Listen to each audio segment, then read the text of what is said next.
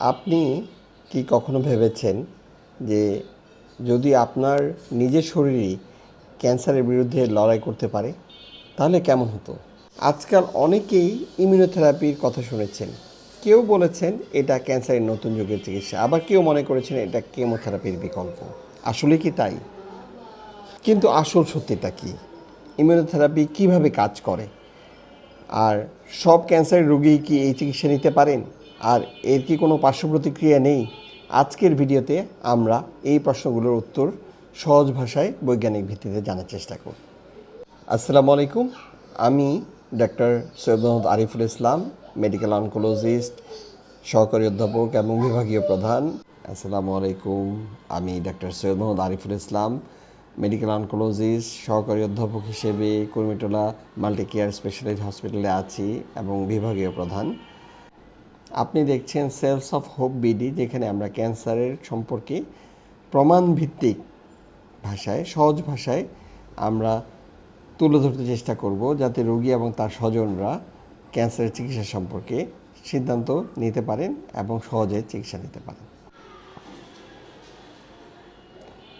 Immunotherapy সম্পর্কে জানার আগে আমাদেরকে আসলে জানতে হবে যে ইমিউন সিস্টেমটা কী, এবং আমাদের শরীরের এই যে রোগ প্রতিরোধ ক্ষমতা তা বিভিন্ন জীবাণু এবং কিছু অস্বাভাবিক কোষের বিরুদ্ধে কাজ করে।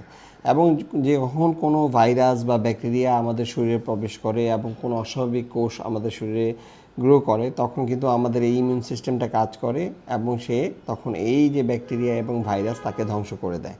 তবে এই ক্ষেত্রে ক্যান্সারের জন্য এই ইমিউন সিস্টেমটা ঠিক এভাবে কাজ করে না, এবং এই ইমিউন সিস্টেমটা যখন কাজ করে না তখন ক্যান্সার কিন্তু এই ইমিউন সিস্টেমের হাত থেকে রক্ষা পায় এবং ধীরে ধীরে বৃদ্ধি পায়।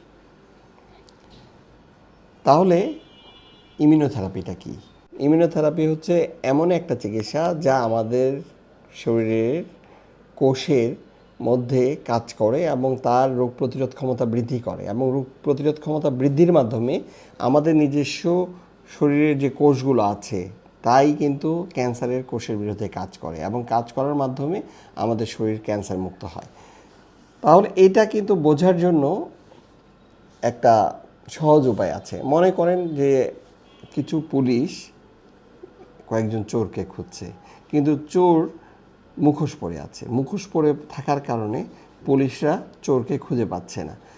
এখন যদি কেউ এই মুখোশটা খুলে দেয় তাহলে পুলিশ চোরকে ধরতে পারবে এবং সে পাকড়াও করে তাকে জেলে ভরতে পারবে। ঠিক ঠিক তেমনই ইমিউনোথেরাপির কাজ হচ্ছে যে আমাদের শরীরে যে ক্যান্সারের যে কোষগুলো আছে তা যখন লুকিয়ে থাকে, তার লুকিয়ে থাকাটা বের করে দেয়া, যাতে আমাদের যে রোগ প্রতিরোধ ক্ষমতা আছে, ইমিউন সিস্টেম আছে, তা যাতে এই ক্যান্সারের কোষের বিরুদ্ধে কাজ করতে পারে এবং সহজে ক্যান্সারের কোষ ধ্বংস হতে পারে।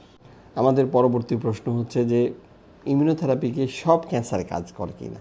আসলে ইমিউনোথেরাপি সব ক্যান্সারে সমানভাবে কাজ করে না, কারণ ইমিউনোথেরাপি কাজ করতে হলে সেই ক্যান্সারকে অবশ্যই ইমিউন মেডিয়েটেড সেল থেকে গ্রো করতে হয়। তাহলে যেসব ক্যান্সার PD-L1 বা PD-1 পজিটিভ, তার উপরেই ইমিউনোথেরাপিটা সবচেয়ে ভালো কাজ করে। যেসব ক্যান্সার সাধারণত ইমিউন মেডিয়েটেড না, যার PD-L1 নেগেটিভ, তার উপরে কিন্তু ইমিউনোথেরাপি সমানভাবে কাজ করে না।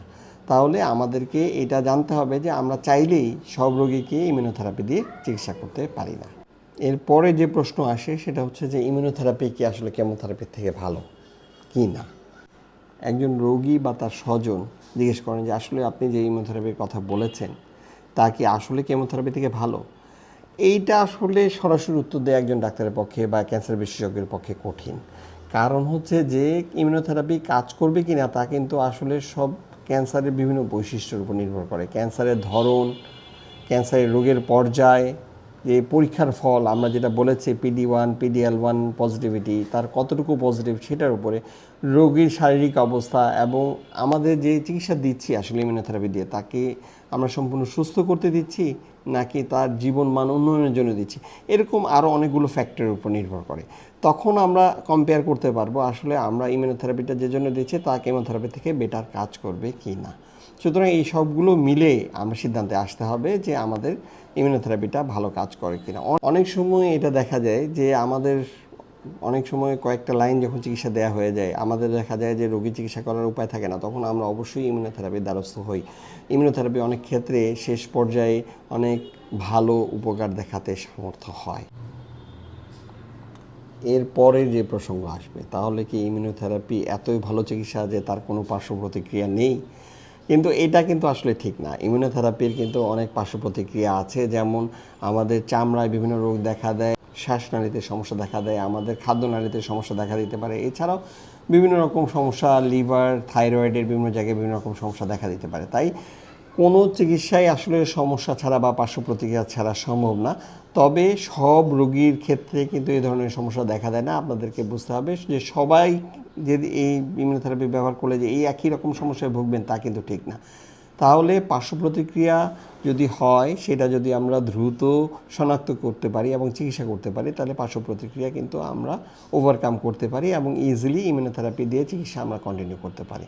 তাহলে পার্শ্ব প্রতিক্রিয়া বা উপসর্গ দেখা দিলেই আমরা যদি ডাক্তারের পরামর্শ নিই, তাহলে এটা ওভারকাম করা সম্ভব।